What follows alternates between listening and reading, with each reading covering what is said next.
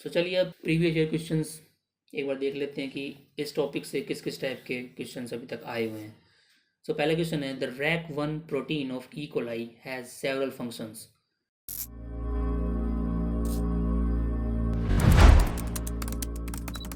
Hello students, तो आज हम बात करेंगे डीएनए रिकॉम्बिनेशन के बारे में। सोर्स के लिए ये presentation Watson's molecular biology of gene और लेविंग्स जीन 12th पर बेस्ड है। ये प्रोसेस मियोसिस वन के प्रोफेज वन की पैचिंग स्टेज में टेक प्लेस करती है और जेनेटिक चेंजेस का कारण बनती है। डीएनए रिकॉम्बिनेशन में जेनेटिक मटेरियल एक्सचेंज होता है या तो दो अलग क्रोमोसोम के बीच में या एक ही क्रोमोसोम के डिफरेंट रीजन के बीच में। इसका रिजल्ट जेनेटिक डाइवर्सिटी के रूप में हमको दिखाई देता है, जो सेक्सुअली रिप्रोड्यूसिंग ऑर्गेनिज्म के लिए काफ़ी इंपॉर्टेंट है। जो ये डीएनए रिकॉम्बिनेशन है ये प्रोकैरियोट्स और यूकैरियोट्स दोनों में देखने को मिलता है। दो chromosome one from each parent जब पेयर अप करता है तो उस साइट को हम कहते हैं साइट ऑफ क्रॉसिंग ओवर, और इस प्रोसेस को हम कहते हैं क्रॉसिंग ओवर या फिर ओवरलैपिंग। ये जो रेड वाला है ये एक पेरेंट से आया और ये ब्लू दूसरे से आया है, और जो इनके बीच में जो एक्स का साइन है ये है साइट ऑफ क्रॉसिंग ओवर, जिसको हम काई साइड भी बोलते हैं, mean crossing over hotspot instigator. और इसके बाद जो एक काई साइड के बाद का जो पोर्शन है ये एक्सचेंज हो जाता है दोनों पेरेंट के क्रोमोसोम में। Next is type of recombination. DNA recombination के चार मेजर टाइप्स हैं। Number one is homologous recombination, जो होमोलोगस क्रोमोसोम के बीच में टेक प्लेस करता है।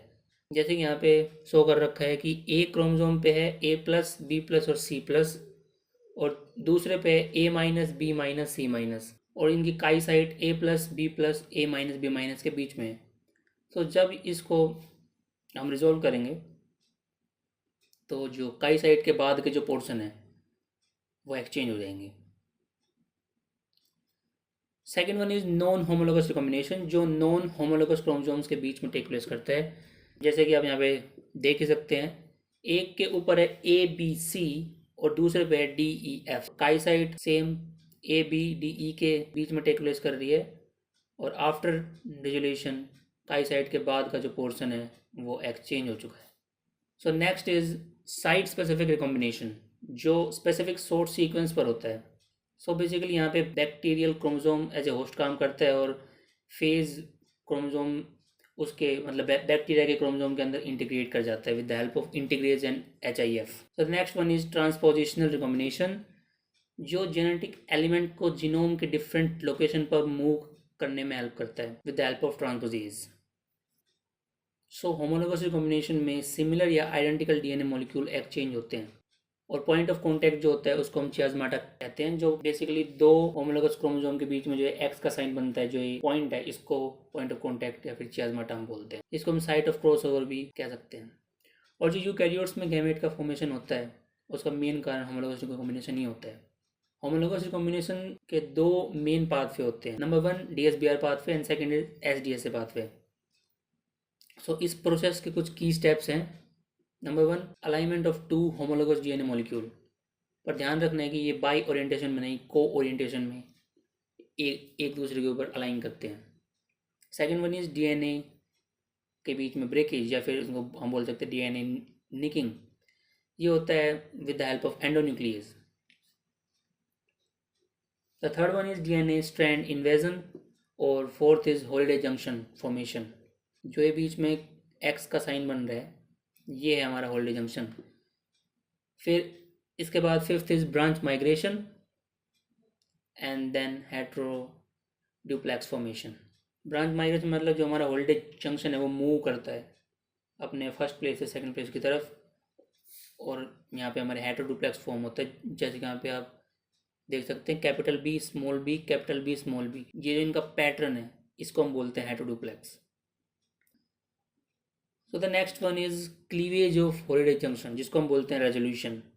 क्लीवेज करने के लिए हम जो हमारा स्ट्रक्चर है इसको हम रोटेट कर लेते हैं ताकि हमारे पास एक प्लेन स्ट्रक्चर है विदाउट क्रॉस, और आप यहाँ पे देख सकते हैं कि विदाउट क्रॉस कुछ ऐसा आता है। रेजोल्यूशन के दो टाइप होते हैं, यानी हम दो तरीके से उसको कट करके रिजोल्व कर सकते हैं। Number one is vertical cut and second is horizontal cut.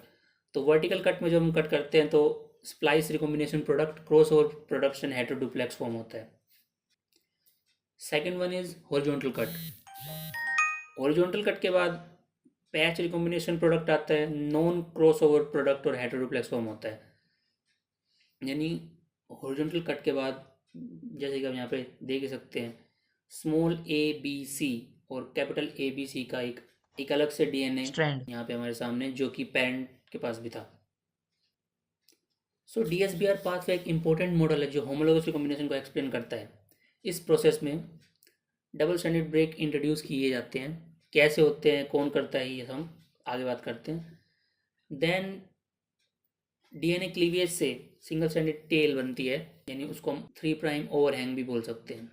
Then strand invasion होता है, जिसमें एक डीएनए स्ट्रैंड दूसरे के कॉम्प्लीमेंट्री स्ट्रैंड के साथ पेयर करता है। देन हॉरिजॉन्टल जंक्शन रिजोल्व होते हैं, और अगर हॉरिजॉन्टल कट के थ्रू यहाँ पे रेजोल्यूशन होगा तो पेरेंटल, और वर्टिकल कट के थ्रू होगा तो यहाँ पे क्रॉसओवर प्रोडक्ट हमको देखने को मिलेंगे।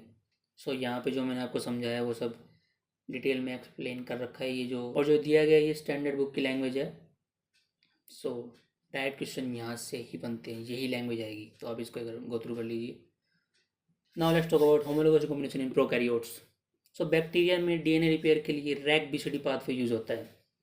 रैक बीसीडी एक 3 सब यूनिट एंजाइम कॉम्प्लेक्स है जो डीएनए के ब्लंट एंड से बाइंड करता है और अनवाइंड करता है। रैक बी, रैक सी, रैक डी मिलकर रिकॉम्बिनेशन को आगे बढ़ाते हैं। और अगर सिंगल स्ट्रैंड ब्रेक को अगर रिपेयर करना हो तो यहाँ पे रैक एफ काम करता है। रैक बीसीडी की स्पीड की बात करते हैं यहाँ पे 1000 बेस पेयर पर सेकेंड।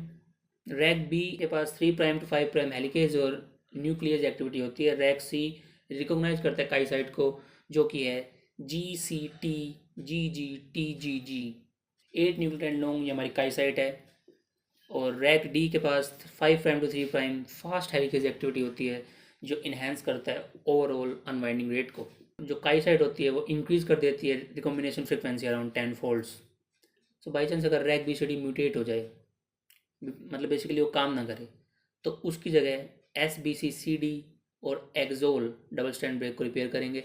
और इन द केस दोनों के दोनों ही जो ये पाथवे हैं ये म्यूटेट हो जाएं, तो यहाँ पे Rec FOR double strand break को रिपेयर कर सकता है। सो यहाँ पे शो कर रखा है कि रैक BCD काम कैसे करता है।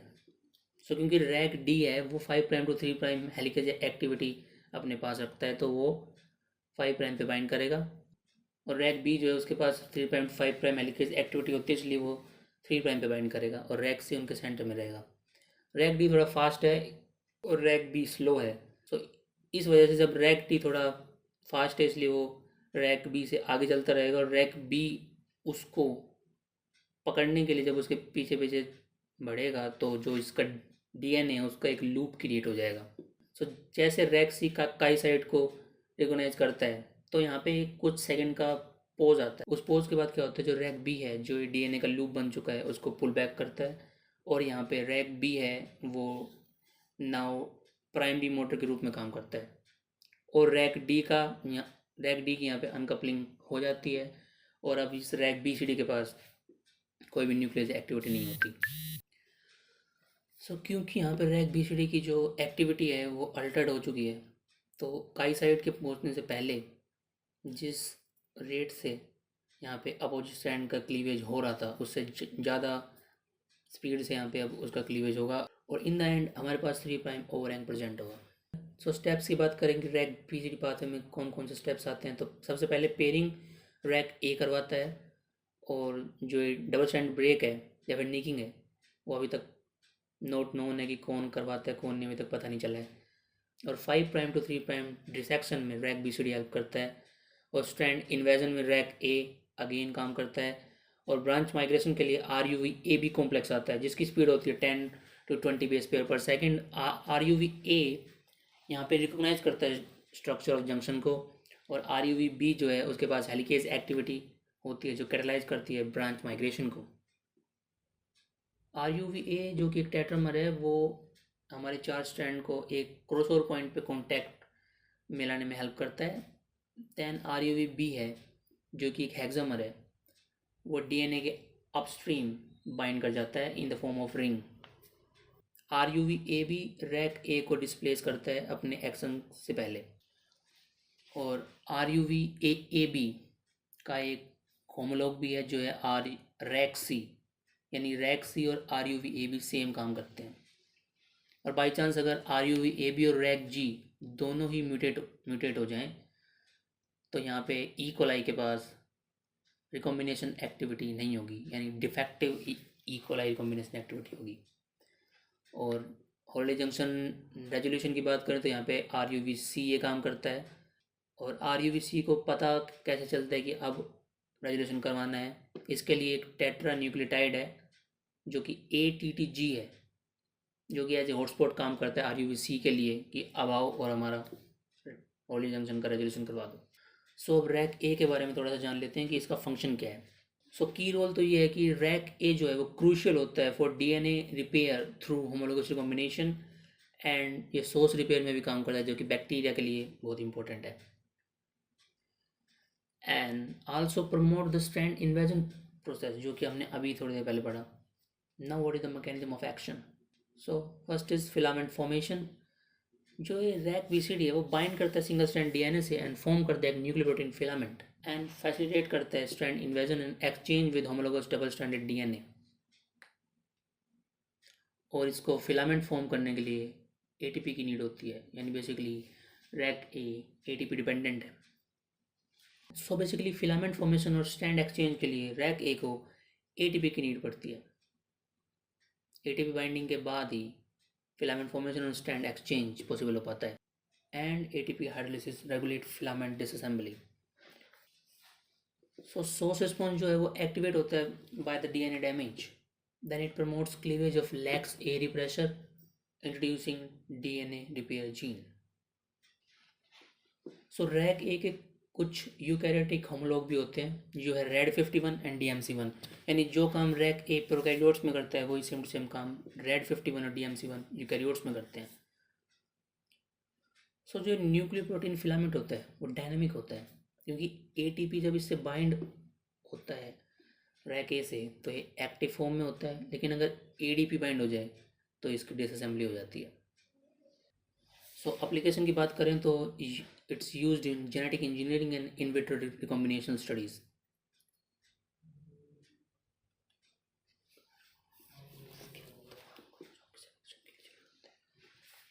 सो यूकैरियोट्स में होमोलोगस रिकॉम्बिनेशन मियोसिस के दौरान क्रोमोसोम के सेग्रीगेशन के लिए बहुत इंपॉर्टेंट होता है।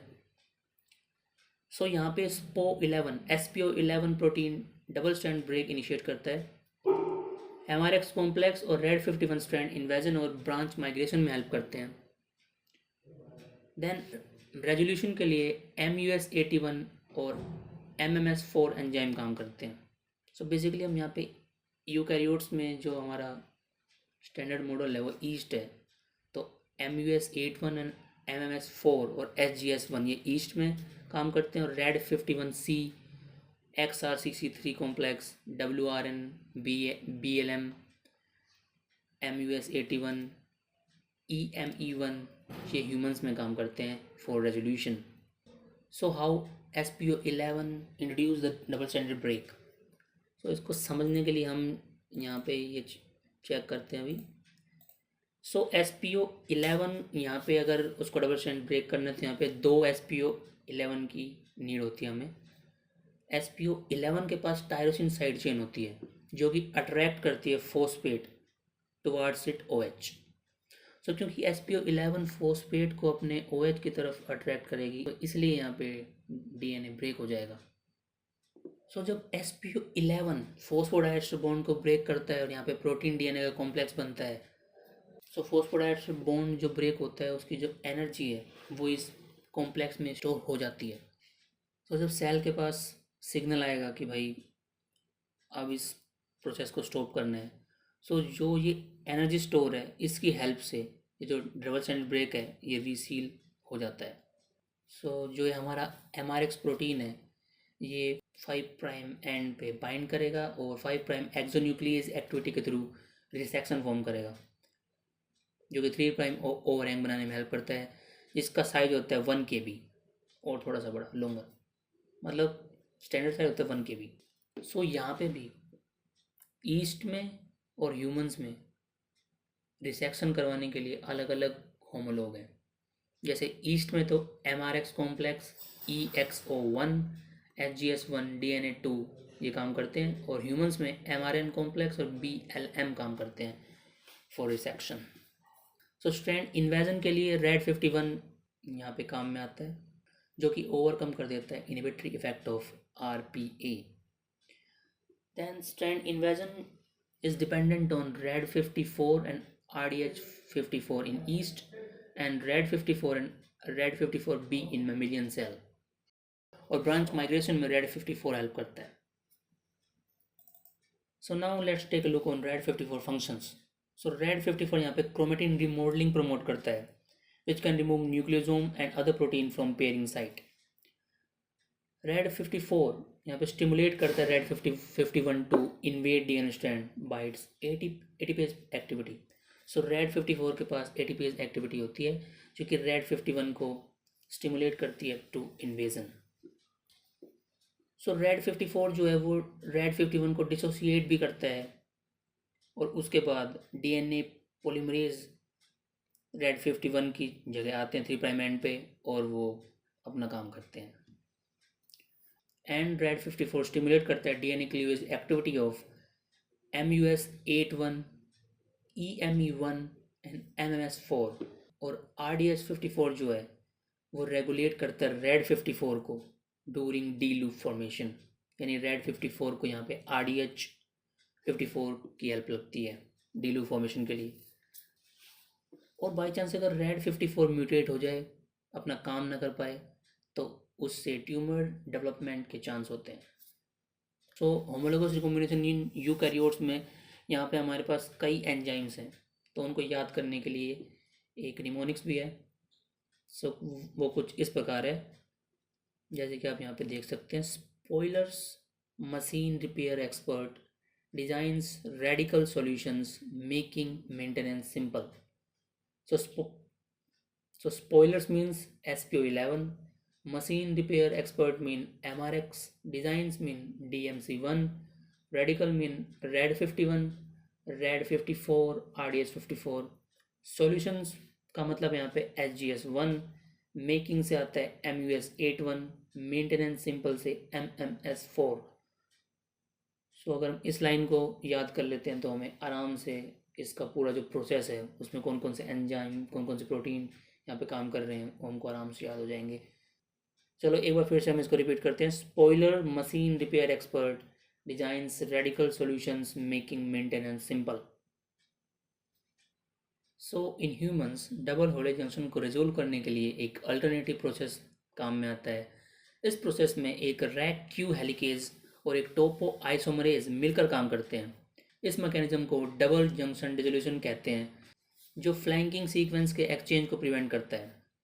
ह्यूमंस में 3 इंपॉर्टेंट रैक क्यू हेलिकेज पाए जाते हैं, जो कि हैं BLM, WRN, RTS, Rec Q4।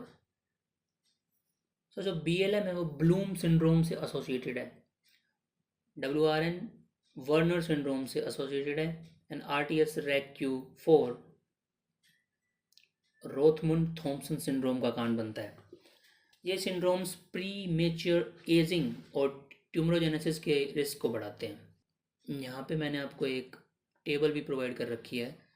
सो ब्लूम सिंड्रोम के मेन क्लिनिकल फीचर्स हैं dwarfism, beak nose, narrow face, pigmentation, redness and dilated blood vessels in skin, mental retardation, type 2 diabetes, immunodeficiency, lung problems, low and no fertility. और cancer predisposition की बात करें तो early onset with normal distribution of tissue and type. Second is WRN Werner syndrome. इसके features हैं bilateral cataract, hoarseness, skin alterations, thin limbs, premature grey and loss of hair, pinch facial features, short stature, osteoporosis, hypogonadism, diabetes, soft tissue calcification. और cancer predisposition की बात करें तो यहाँ पे early onset of primary sarcomas and mesenchymal tumour. The next one is Rec Q4, जिसको हम कहते हैं रोथमंड थॉम्पसन सिंड्रोम। इसके क्लिनिकल फीचर्स हैं poikiloderma, juvenile cataract, growth retardation, skeletal dysplasia, sparse scalp hair, hypogonadism.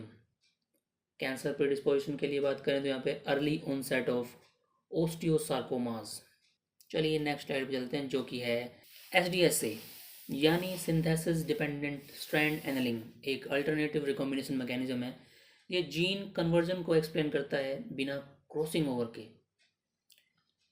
इसमें डबल स्ट्रैंडेड ब्रेक जनरेट होते हैं, 5 prime resection होता है। यहाँ पे जो डबल स्ट्रैंडेड ब्रेक है वो HO एंडोन्यूक्लियस से मतलब जनरेट होते हैं। देन यहाँ पे 5 प्राइम रिसेक्शन होता है, जिससे हमारी सिंगल स्ट्रैंड टेल यानी 3 प्राइम ओवरहैंग क्रिएट होता है। देन सिंगल स्ट्रैंड टेल दोनों टेम्पलेट के साथ पेयर करते हैं। Then newly synthesised strand displace होकर री एनील करता है एंड फाइनल प्रोडक्ट बनता है। सो ध्यान में रखने की बात यह है कि in compare to DSBR pathway, SDSA में एक कंप्लीट रेप्लिकेशन फोक फॉर्म होता है। So when annealing step occur, then जो हमारा 3 प्राइम ओवरहैंग है वो एक्साइज्ड कर दिया जाता है with the help of endonuclease, and the new 3 prime and जो कि अभी अभी स्ट्रैंड के एक्साइज करने के बाद बना है वो यहाँ पे एज ए प्राइम काम करता है और एक्सटेंड करता है हमारी या सीक्वेंस को। So basically as a result यहाँ पे एक new double stranded DNA synthesise होता है, जो कि ज्वाइन करता है at the site which is cleaved by HO endonuclease and resect by MRX protein. So basically in the beginning यहाँ पे 2 टेम्पलेट थे, HMR-A और MET alpha, and in the end यहाँ पे सिर्फ HMR-A ही बचता है। जो MET अल्फ़ा का जो अल्फ़ा सीक्वेंस था वो हम एक्साइज कर देते हैं, और यहाँ पे जो HMR-A का जो अल्फ़ा A सीक्वेंस था उसकी 2 कॉपीज़ बन जाती है। यानी HMR-A में भी A सीक्वेंस है और MET-A में भी MET अल्फ़ा की जगह अब यहाँ पे MET-A बन जाएगा, क्योंकि यहाँ पे अल्फ़ा सीक्वेंस कट चुका है और HMR का A सीक्वेंस यहाँ पे ऐड हो चुका है। सो जो ये HMR है ये पाया जाता है near the right telomerase on chromosome 3 of yeast S cerevisiae, और जो ये MET लोकस है ये पाया जाता है in the middle of chromosome number 3, और HML locus near the left telomere on chromosome number 3। सो जो ये न्यूली सिंथेसाइज्ड DNA मॉलिक्यूल है ये एग्जैक्ट कॉपी है उसके पार्टनर DNA मॉलिक्यूल की, क्योंकि यहाँ पे जो इन्फॉर्मेशन ओरिजिनली प्रेजेंट थी यानी अल्फ़ा इन्फॉर्मेशन वो रिप्लेस हो चुकी है A इन्फॉर्मेशन से। So in contrast to DSBR pathway, SDSA में होल्डर जंक्शन का फॉर्मेशन बिल्कुल नहीं होता।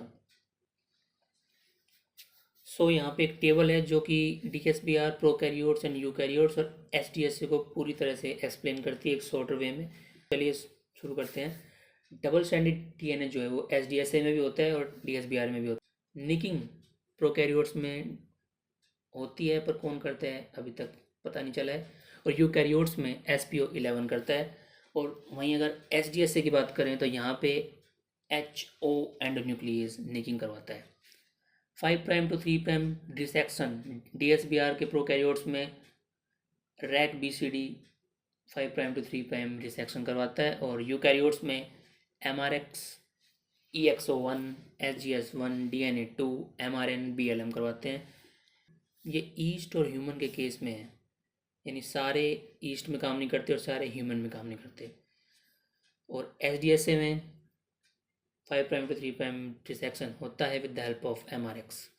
स्ट्रैंड इन्वेजन की बात करें तो स्ट्रैंड इन्वेजन की बात करें तो DSBR में प्रोकैरियोट्स के अंदर स्ट्रैंड इन्वेजन रैक A करवाता है, और यूकैरियोट्स में DMC1 और RAD51, और SDSA में RAD51 एंड RAD52।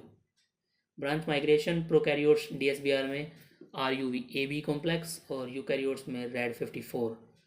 SDSA में ब्रांच माइग्रेशन नहीं होता क्योंकि यहाँ पे हॉलीडे जंक्शन नहीं बनता। सो हेट्रोडुप्लेक्स, क्रॉसओवर और हॉलीडे जंक्शन ये DSBR के प्रोकैरियोट्स एंड यूकैरियोट्स दोनों में बनते हैं, पर SDSA में नहीं बनते। रेजोल्यूशन की बात करें तो प्रोकैरियोट्स DSBR में RUVC रेजोल्यूशन करवाता है और यूकैरियोट्स में MUS81, MMS4, EME1, RAD51C, XRCC3 complex, WRN, BLM, RACQ, SLX1, XPF, ME1, 9, MUS312 और SDSA में क्योंकि होली जंक्शन फॉर्म ही नहीं हो रहा इसलिए रेजोल्यूशन जैसी कोई चीज़ होती नहीं है। सो ये कुछ शॉर्ट फॉर्म की फुल फॉर्म से जो मैंने स्लाइड में यूज़ करी है, आप एक बार गो थ्रू कर लीजिएगा। सो चलिए अब प्रीवियस ईयर क्वेश्चंस एक बार देख लेते हैं कि इस टॉपिक से किस किस टाइप के क्वेश्चंस अभी तक आए हुए हैं। सो पहला क्वेश्चन है, the RAC1 protein of E. coli has several functions, which of the following statement is false. So हमको द रॉन्ग वन को एलिमिनेट करना है। So RAC A act as a co protein, जी बिल्कुल सही है। RAC A protein has a affinity for single strand DNA, ये भी सही है। RAC A binds pyrimidine dimer and initiate their repair, ये गलत है। RAC A is required for homologous recombination, बिल्कुल सही। सो हमारा करेक्ट आंसर यहाँ पे हो जाएगा ऑप्शन नंबर C, जो कि RAC A binds pyrimidine dimer and initiate their repair. So next one is branch migration of a Holliday junction is necessary to extend the repair combination segments into homoduplex region of the interacting double strands. The migration is achieved by. So the option is the ATP hydrolysis dependent activity of the RAC A protein. So RAC A से तो branch migration नहीं होता. The next one is the ATP hydrolytic action of the RAC of the RUV-AB helicase complex. तो yes, RUV-AB helicase complex जो है वो branch migration में help करते हैं in the case of prokaryotes. The activity of RAC-BCD protein नहीं. The tension in the DNA molecule caused by coiling नहीं. तो हमारा correct answer होगा the ATP hydrolytic action of the RUV-AB helicase complex. So option number B is correct. The next one is, in bacteria, which enzyme unwinds double-stranded DNA until it meets a chi sites and then cuts one strand of the DNA. तो यहाँ पे सीधे सीधा answer होगा RAC-BCD, जो कि prokaryotes में help करता है। तो यहाँ पे ऑप्शन ए है RAC A, जो कि स्ट्रैंड इन्वेजन में हेल्प करता है और पेयरिंग में हेल्प करता है। RAC-BCD यहाँ पे करेक्ट आंसर है, क्योंकि RAC-BCD यहाँ पे 3 सब यूनिट का बना होता है, RAC-B, RAC-C या RAC-D, जिसमें RAC-D के पास फास्ट हेलिकेज एक्टिविटी होती है, RAC-C रिकॉग्नाइज करता है काई साइट को, और RAC-B जो है वो स्लो हेलिकेज एक्टिविटी, थोड़ा RAC-D से स्लो चलता है। और UVR-ABC and UVR-D bacterial DNA repair में काम करते हैं। तो हमारे यहाँ पे करेक्ट आंसर होगा RAC-BCD. So the next one is, a triple stranded intermediate is postulated to occur during eukaryotic DNA replication, RAC-A mediated DNA recombination, excision repair और thymidine dimer photo reactivation. So इसका correct answer होगा RAC-A mediated DNA recombination, क्योंकि यहाँ पे 3' overhang create होगा और उस stage पे हमारा ट्रिपल स्ट्रैंडेड इंटरमीडिएट बनता है। Next one is, in bacteria which enzyme binds single stranded DNA, denatured double stranded DNA and match the single stranded DNA with complementary denatured DNA. So ये सारा काम बैक्टीरिया में करता है RAC-BCD. सो वेल, आज के लिए बस इतना ही। आई होप सो कि आपको DNA recombination, homologous recombination, SDSA या फिर DSBR जैसे कॉम्प्लेक्स टॉपिक आज आसानी से समझ में आए होंगे। और अगर आपको ये PPT एज ए PDF चाहिए तो आप इस दिए गए achievers institute of life science के टेलीग्राम पे भी ज्वाइन कर सकते हैं। इसका लिंक मैंने डिस्क्रिप्शन में दे दिया है, या फिर आप इसको सिंपली टाइप भी करेंगे तो भी वहाँ पे आ जाएगा। तो आपसे मिलते हैं नेक्स्ट वीडियो में, तब तक के लिए स्टे मोटिवेटेड और पढ़ते रहिए। Bye bye.